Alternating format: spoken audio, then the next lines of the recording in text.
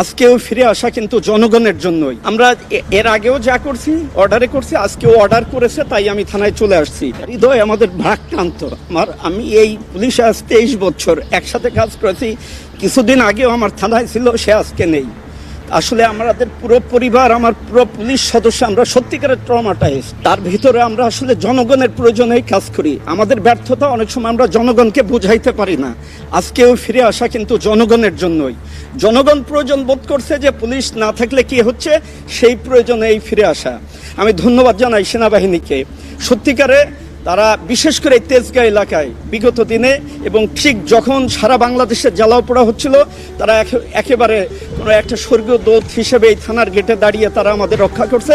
তাদের কাছে, তাদের প্রতি আমার এই থানার পক্ষ থেকে কৃতজ্ঞতা। আমরা আসলে সত্যিকারের স্বল্প পরিসরে, যেহেতু আমরা সবসময় কমান্ডে কাজ করি, একটা চেন অফ কমান্ড কাজ করে, আমরা এর আগেও যা করছি অর্ডারে করছি, আজকেও অর্ডার করেছে তাই আমি থানায় চলে আসছি। এখনও আমার অনেক সহকর্মী কান্না করতেছে, আসতে পারছে না। আমি চেষ্টা করছি যে আমরা সত্যিকারের মানুষের প্রয়োজনেই যে কাজ করি, এই কথাটা তাদের বোঝাতে চেষ্টা করতেছি, তাদের মোটিভেটেড করে যে সত্যিকারে যে আমরা মানুষের প্রয়োজনে, এটা সেই প্রয়োজনটা আবার মেটানোর জন্যই কিন্তু আমরা চলে আসছি। তাই সবাইকে ধন্যবাদ। আমরা চেষ্টা করব এবং জনগণকে বলবো আমাদের রাস্তায় নেওয়ার জন্য। আর অনেক সময় বুঝে না মেসেজটা, আমরা যেটা বোঝাইতে চাই আসলে আমাদের ব্যর্থতা, এখন আমরা মানুষের রাস্তায় যেতে পারিনি।